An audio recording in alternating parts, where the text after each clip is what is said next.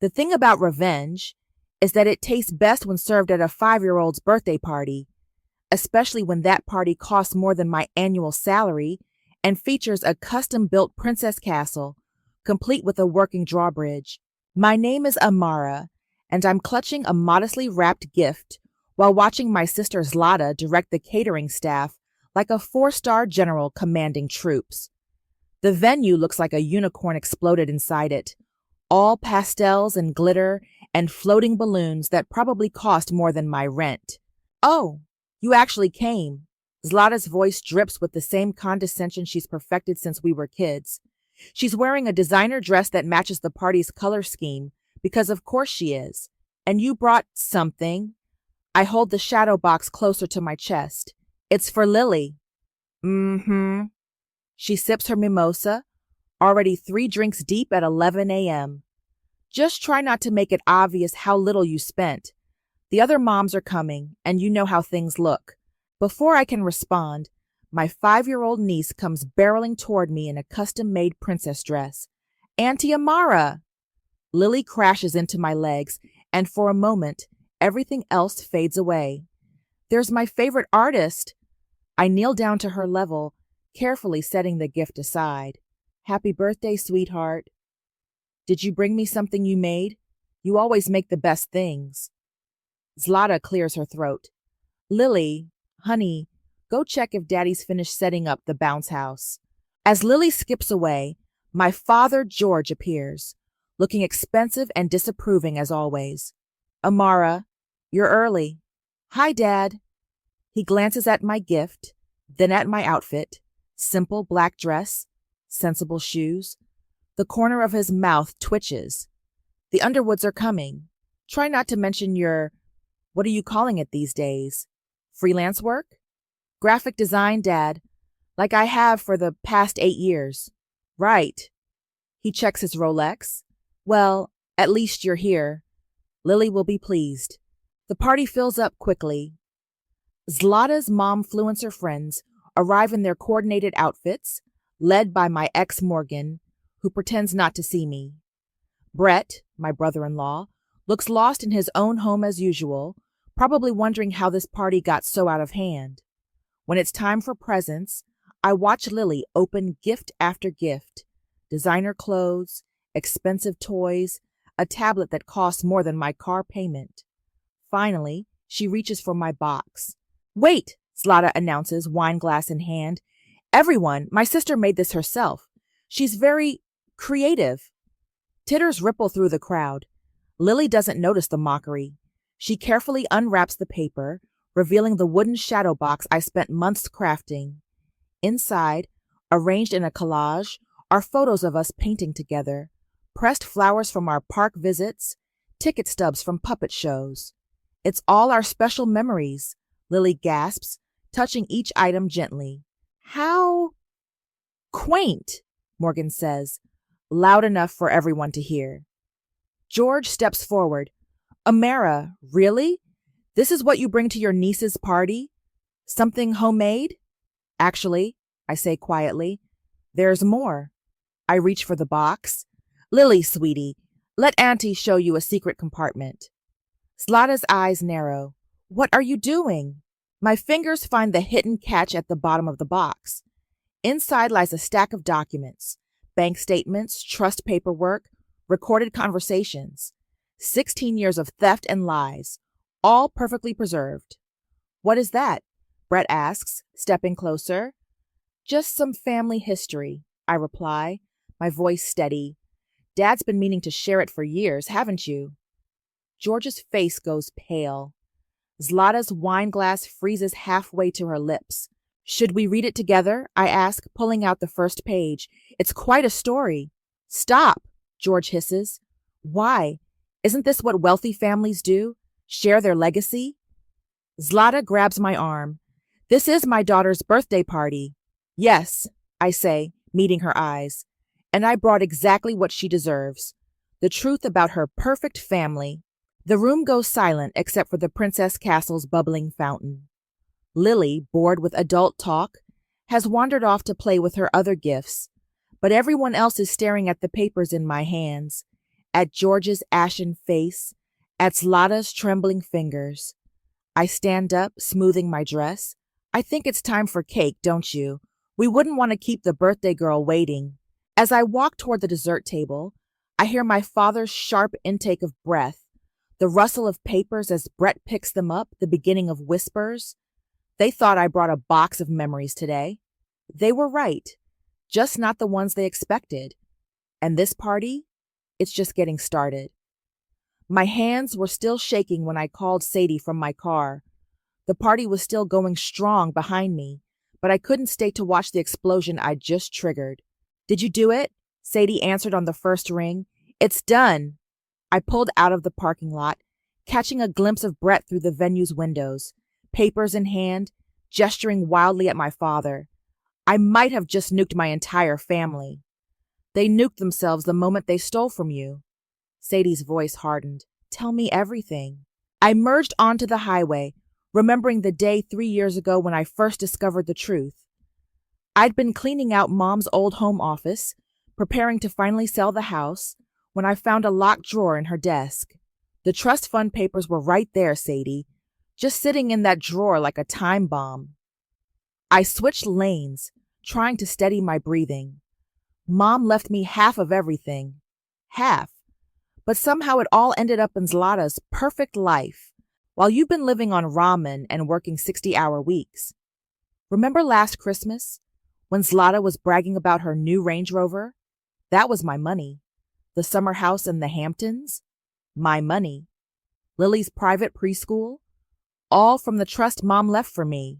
My phone buzzed with an incoming call. George. I declined it. How did you get the proof? Sadie asked. Oliver, their accountant, has been sending me documents for months. He didn't mean to. He thought I knew about the account transfers. Started copying me on emails about family financial planning. I laughed bitterly. Turns out Dad's girlfriend Adeline has been helping him move the money around for years. Another call. Zlata this time. Declined. The best part? Oliver recorded their meetings. Standard practice, he said. There's one where Dad literally admits to redistributing my inheritance because, and I quote, Zlata has a family to support and Amara just draws pictures for a living. Jesus Christ. Yeah. I pulled into my apartment complex.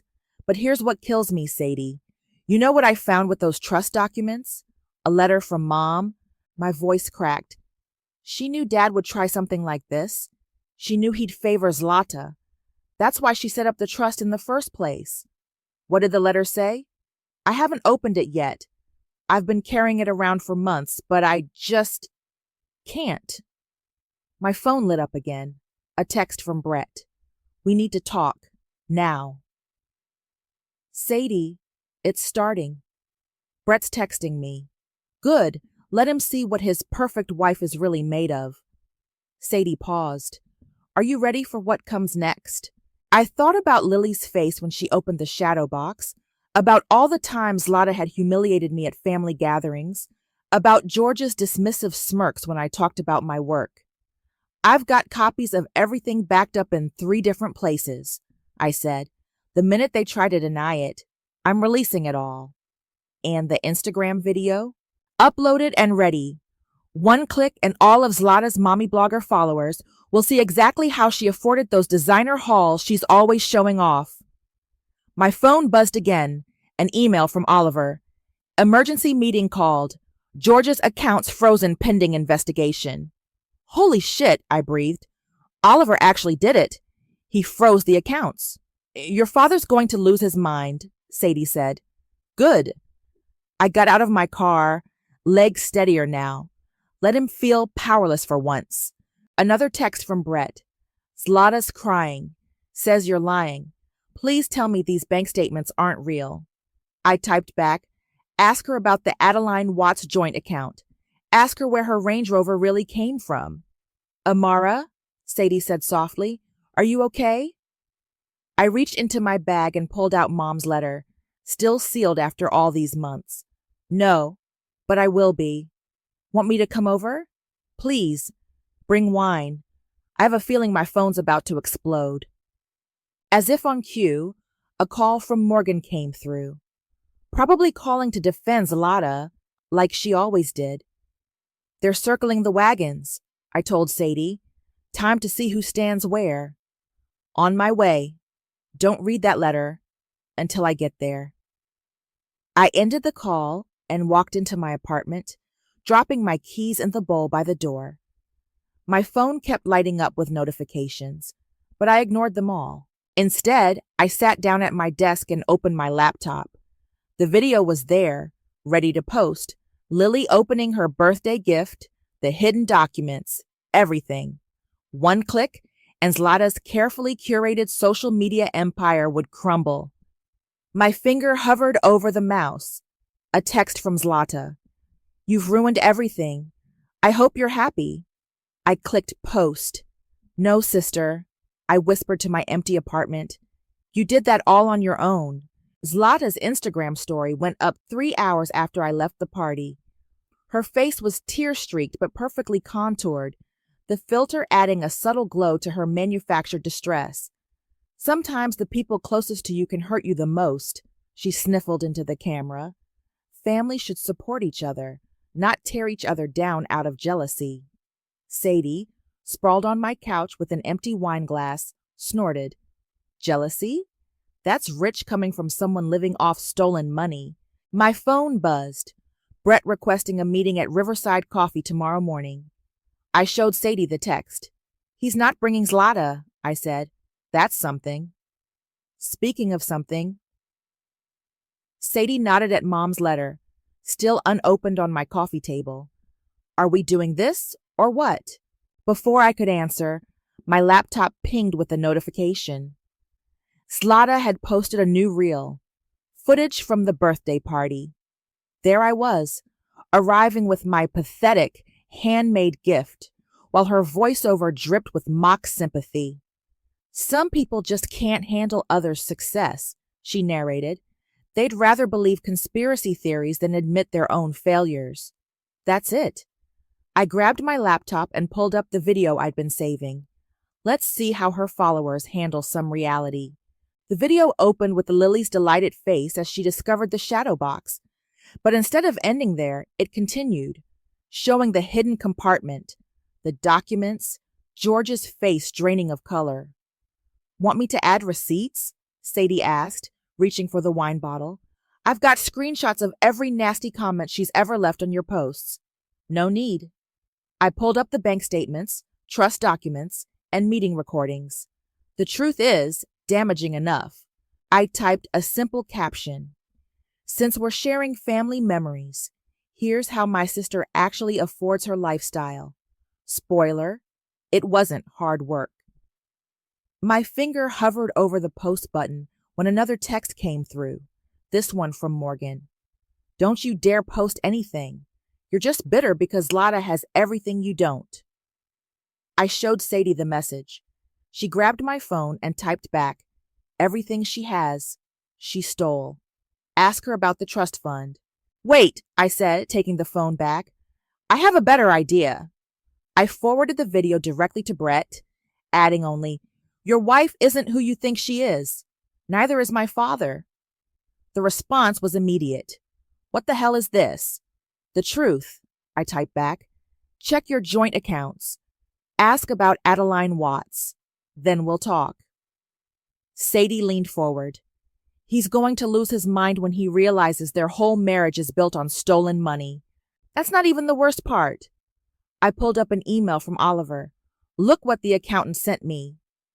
The email contained years of tax returns showing how George had hidden the trust fund withdrawals. Every luxury purchase, every vacation, every private school payment, all carefully concealed under fake business expenses.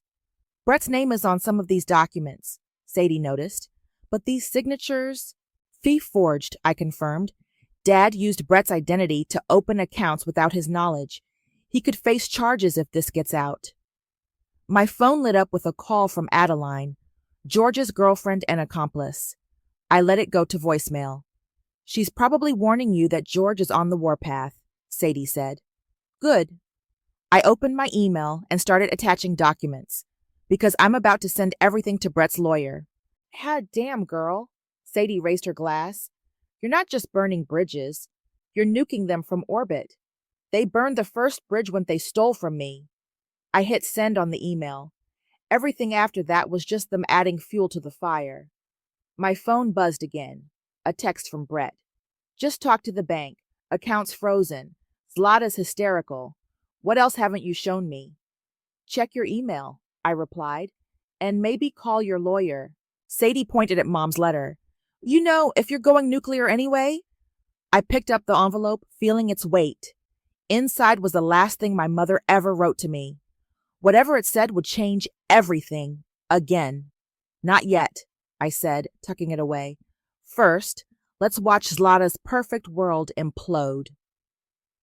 Right on cue, my phone exploded with notifications.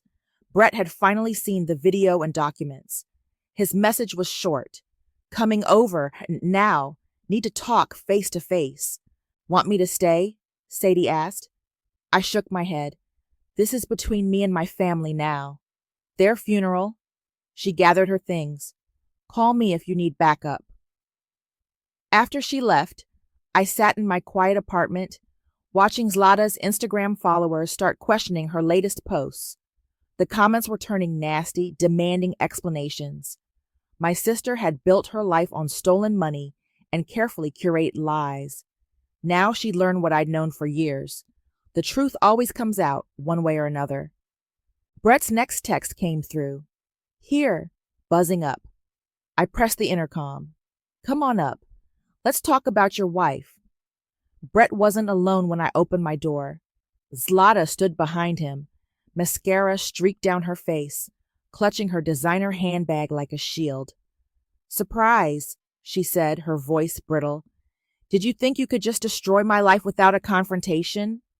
I stepped aside to let them in. I figured you'd bring backup. Come in. Don't act so smug, Zlata snapped, stalking into my living room. You've always been jealous of what I have. What you stole, you mean? I closed the door.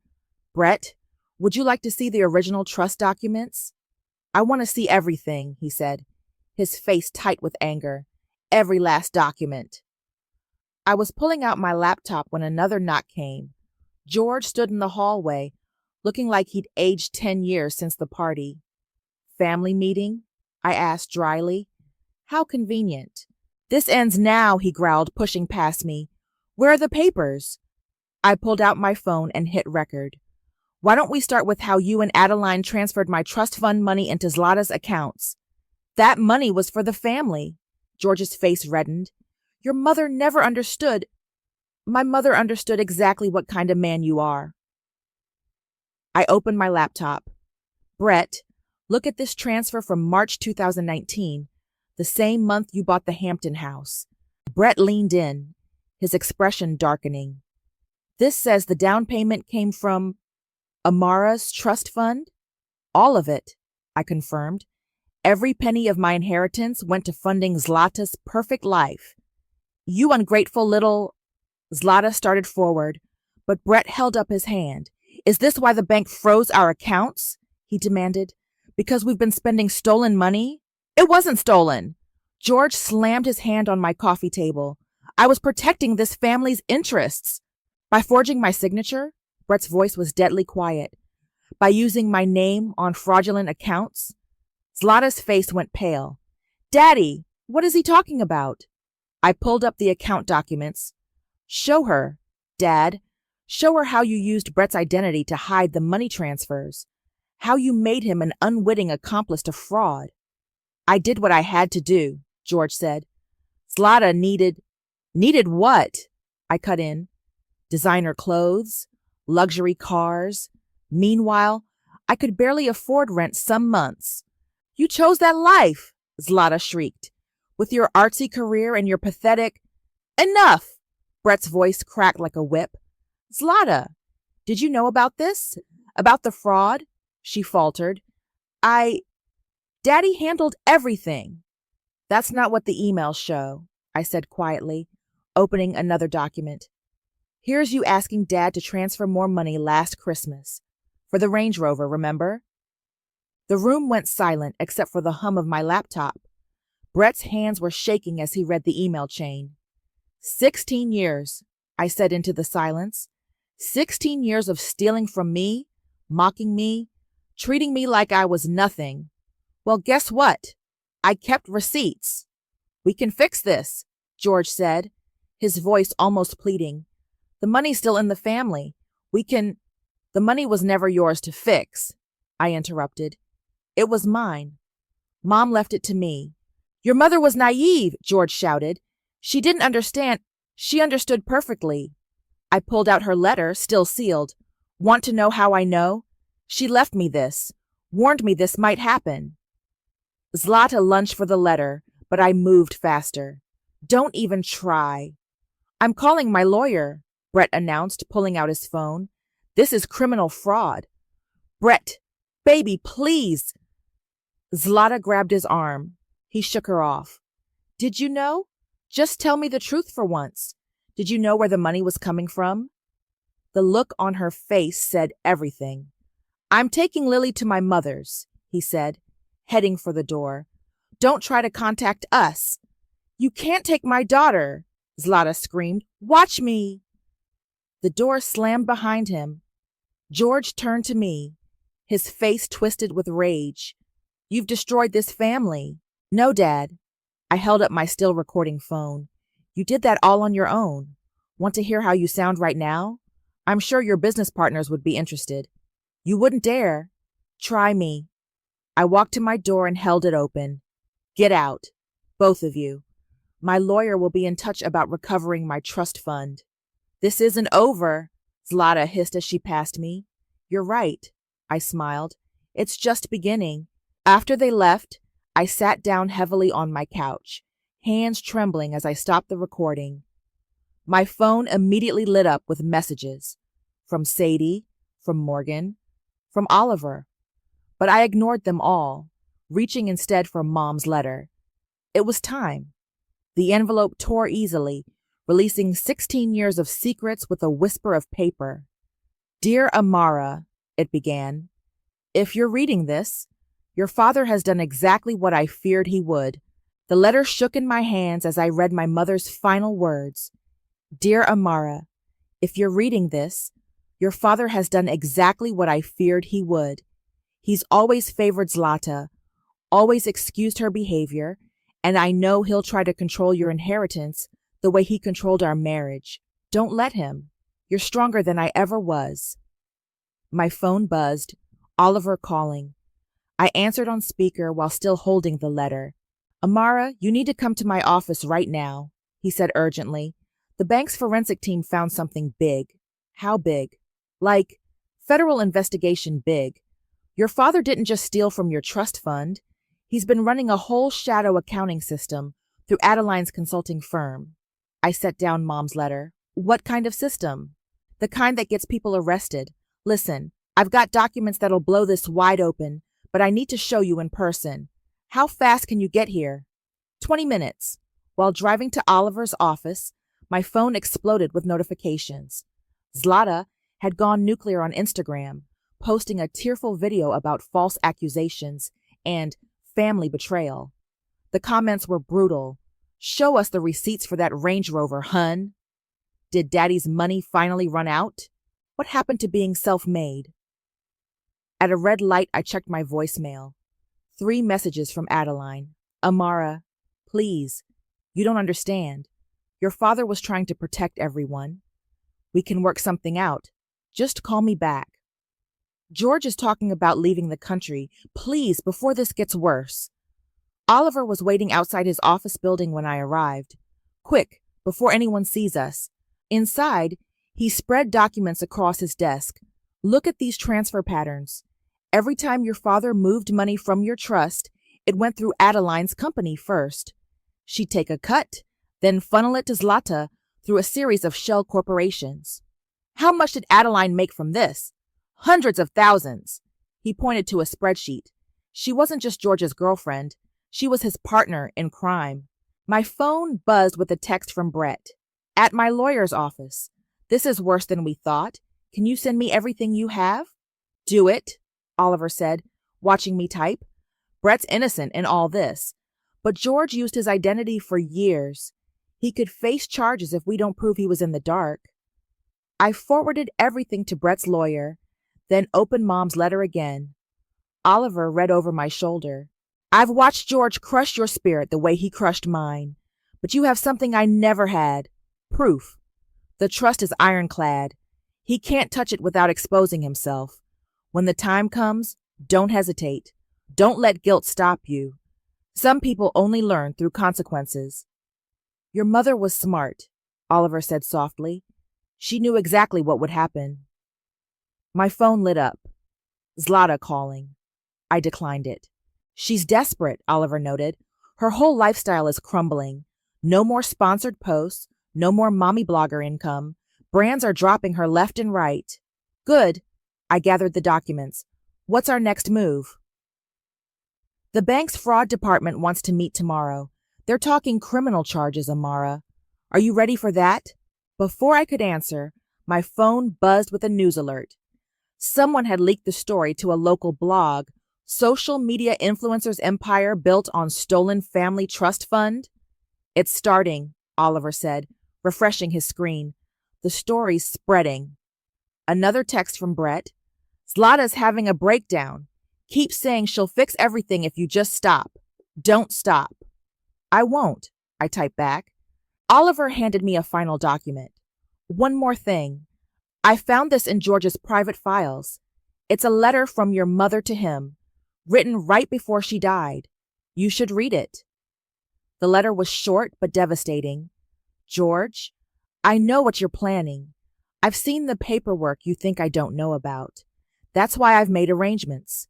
Amara will have proof when she needs it. You taught our daughters that actions have consequences. Time to learn that lesson yourself. My phone buzzed again.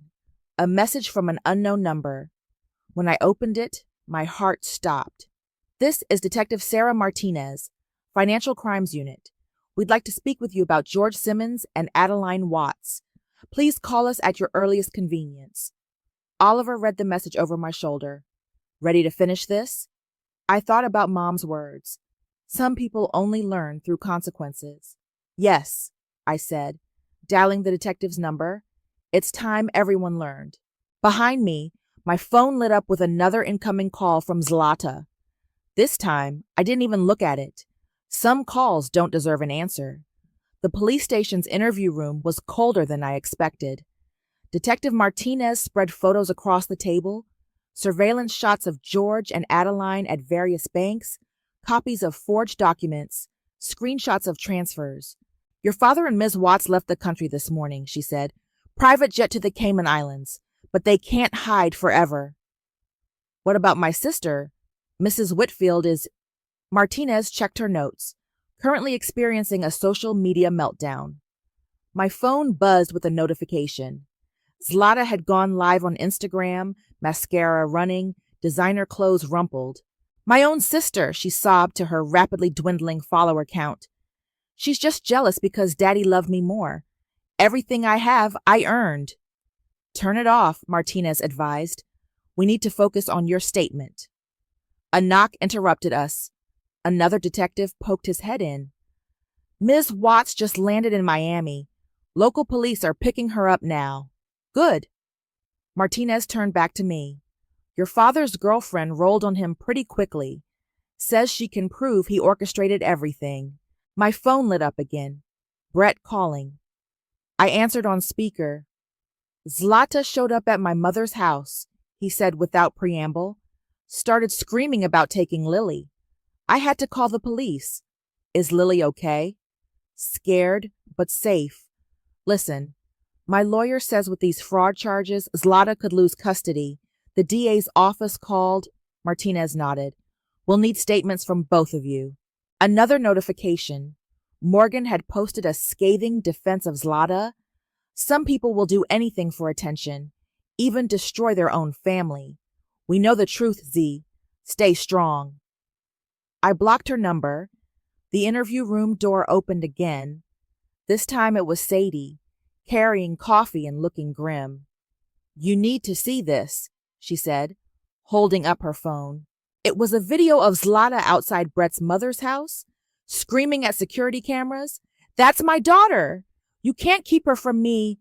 This is all Amara's fault."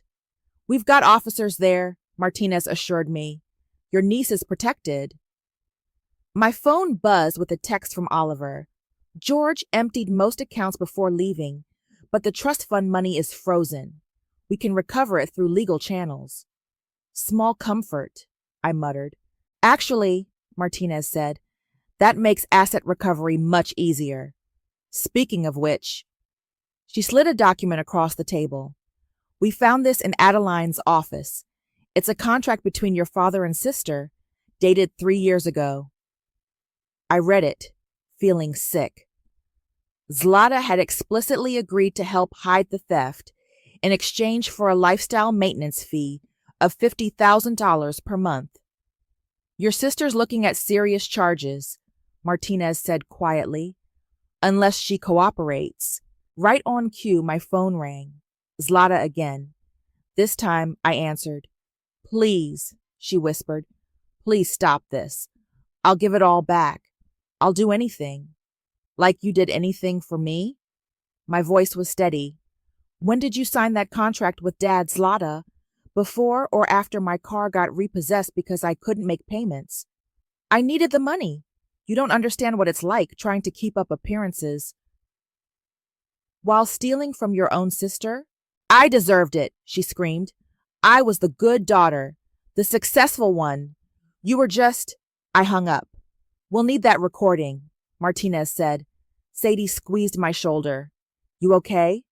Before I could answer, Oliver burst in. "They found George. His plane had mechanical issues in the Bahamas. Local authorities are holding him." My phone chimed with a news alert. "Social media influencer faces fraud charges in family fund scandal." Then another text from Brett. "Lily's asking for you. When this is done, will you still be her aunt?" "Always," I typed back. "No matter what." Martinez gathered her papers. "We'll need you back tomorrow for formal statements. The DA is pushing for maximum charges." I nodded, suddenly exhausted. "What happens now?" "Now?" Sadie helped me up. "Now we get you home. The vultures can wait." Outside the station, reporters had gathered. Cameras flashed as we pushed through. "Ms. Simmons, how does it feel to bring down your own family? Any comment on your sister's social media meltdown? Is it true your father fled the country?" Sadie shielded me to my car. As we pulled away, my phone lit up one last time. A text from an unknown number. "This is Adeline. Before they take my phone, you should know. Your mother would be proud. She tried to stop him too. I should have helped her instead of him."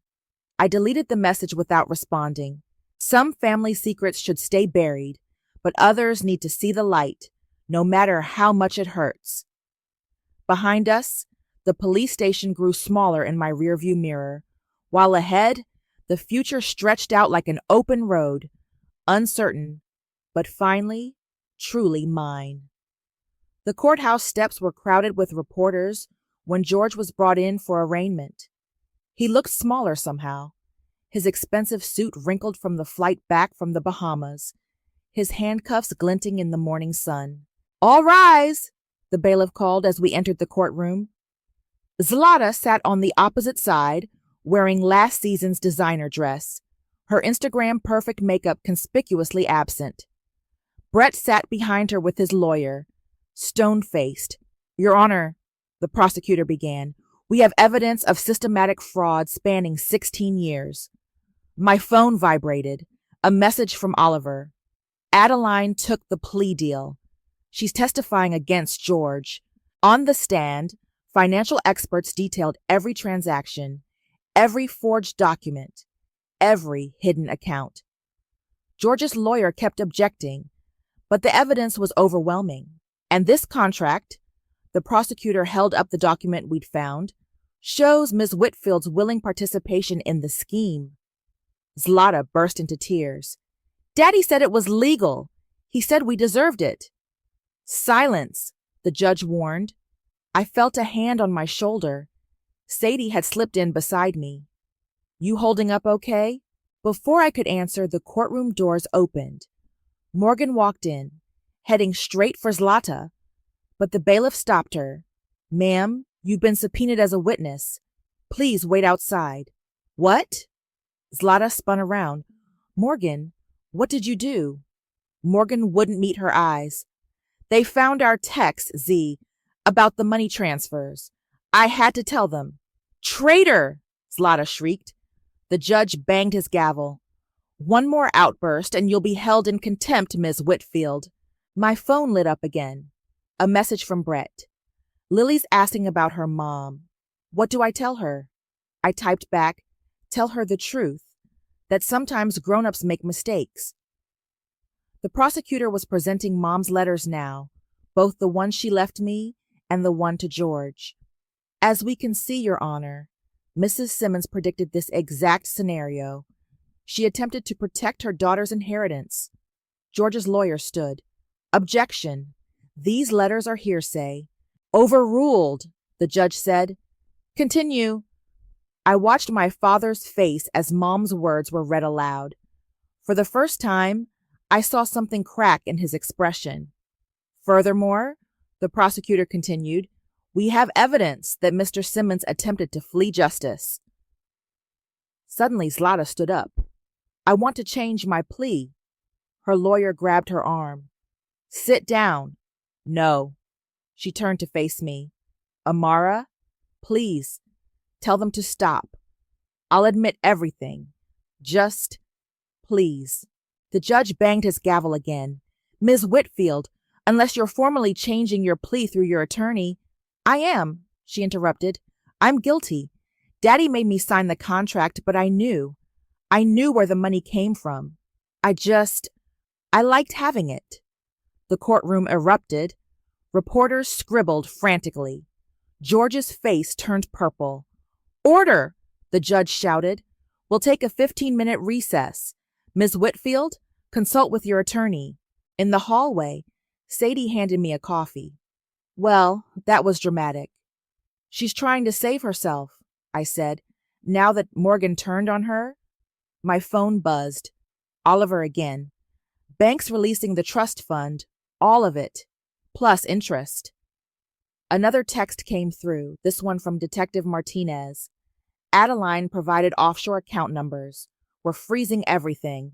I watched through the courtroom windows as George huddled with his lawyer. The man who'd controlled our family for so long, reduced to whispers and desperate strategies. Ms. Simmons, a court clerk approached. The judge wants to see the original letters, in chambers. I handed them over, remembering Mom's words. Some people only learn through consequences. When we reconvened, the judge looked grim. Given the new evidence and Ms. Whitfield's change of plea, this court is prepared to render judgment. George stood, finally looking his age. Your Honor, if I could address the court. The time for explanations is past, Mr. Simmons. The judge shuffled his papers. This court finds... I didn't hear the rest. All I could see was Zlata's shoulders shaking as she cried, George's head bowing lower with each charge, Brett's relieved exhale behind me. My phone lit up one last time. A photo from Brett's mother. Lily had drawn a picture, stick figures of her and me, holding hands under a rainbow. The defendant will be remanded into custody, the judge was saying, sentencing in 30 days. As they led George away, he turned to look at me. For a moment, I saw something in his eyes. Regret? Recognition? But then he was gone, and Zlata was being led out another door, and reporters were shouting questions. Come on, Sadie said, taking my arm. Let's get out of here. Outside, the sun was setting behind the courthouse. Somewhere across town, a little girl was drawing pictures of better days ahead. Sometimes justice comes in unexpected ways. The park bench was still warm from the afternoon sun as I watched Lily chase bubbles across the grass. Her laughter carried on the breeze, untouched by the weight of everything that had happened. Again, Auntie Amara. She ran back, holding out the bubble wand. Make the big ones. I dipped the wand and blew carefully, creating giant, shimmering spheres that floated away like dreams. My phone buzzed. Oliver sending the final trust transfer confirmation. The money was back where it belonged, with interest. Enough to start fresh, to build something real. Lily, Brett called from the playground. 5 more minutes, then homework time. She pouted but kept chasing bubbles. I checked my notifications. Zlata's sentencing was trending locally. 5 years, with possibility of parole. George got 12. Adeline's testimony had sealed their fates. Auntie Amara? Lily plopped down beside me, grass stains on her knees. Are you still sad? Why would I be sad? Because Mommy and Grandpa did bad things. She picked at her shoelaces. Daddy said they took what wasn't theirs. I set down my phone. Sometimes people make mistakes, sweetie. Big ones. Like when I took Jenny's crayon at school. Something like that. Just bigger. She nodded sagely. I said sorry to Jenny. Did they say sorry to you? Before I could answer, Brett joined us, carrying Lily's backpack. Ready for math homework? 1 more bubble. She grabbed the wand again. How's she doing? I asked quietly. Better. The therapist says she's processing it well. Brett watched his daughter play. The divorce papers came today. Zlata signed them from jail. My phone lit up. Sadie calling. I declined it, focusing on Lily's joy as she chased one last giant bubble across the grass. The house sold, Brett said. The Hampton place, too. Once the restitution payments clear. Keep it, I interrupted, for Lily's college fund. He started to protest, but I held up my hand. I mean it. She shouldn't pay for their mistakes. Lily ran back, breathless and happy. Can we get ice cream? Homework first, Brett said. Say goodbye to Auntie Amara. She threw her arms around me, smelling of grass and sunshine. Will you come to my art show tomorrow? I made something special. Wouldn't miss it. As they walked away, my phone buzzed with a message from an unknown number, a jail email address. Zlata? I understand now, she wrote. What we did to you. What I became. I'm sorry it took losing everything to see it. I deleted it without responding. Some apologies come too late. Another text arrived. Morgan, trying to reconcile. I miss our friendship. Can we talk? Delete. The bubble solution was almost empty. I blew one last sphere, watching it drift away until it burst against a tree branch. My phone rang again. Detective Martinez this time. I answered. Just wanted you to know, she said. Adeline gave us access to the offshore accounts. Everything's being recovered. Your mother's estate will be fully restored. Thank you. There's something else. We found letters in George's safe, from your mother to you, written during her last year. He never sent them. My hands trembled. How many? Dozens. They're being released from evidence tomorrow. Do you want them? I thought about Mom's final letter, the one that started all this, about truth and consequences and the courage to face both. Yes, I said, I want them. The sun was setting now, painting the park in golden light. Somewhere across town, Lily was probably starting her math homework, still wearing her grass-stained jeans, still carrying joy in her heart. My phone lit up one last time. Sadie, coming over with wine and takeout. No arguments. You shouldn't be alone tonight. I smiled, gathering my things. The bubble solution bottle was empty now, but that was okay. Some things aren't meant to last forever. The truth is, revenge doesn't taste like I thought it would. It's not sweet or bitter. It just tastes like freedom, like finally being able to breathe after holding your breath for years. I stood up, leaving the empty bottle on the bench. Let someone else find it. Fill it with new possibilities. Create their own floating dreams. My story isn't about what they took from me anymore. It's about what I took back. My voice, my future, my truth. And somewhere, In all those letters I haven't read yet, my mother is still speaking, still teaching me about strength and justice and love. Some lessons take a lifetime to learn, but I'm finally ready to listen.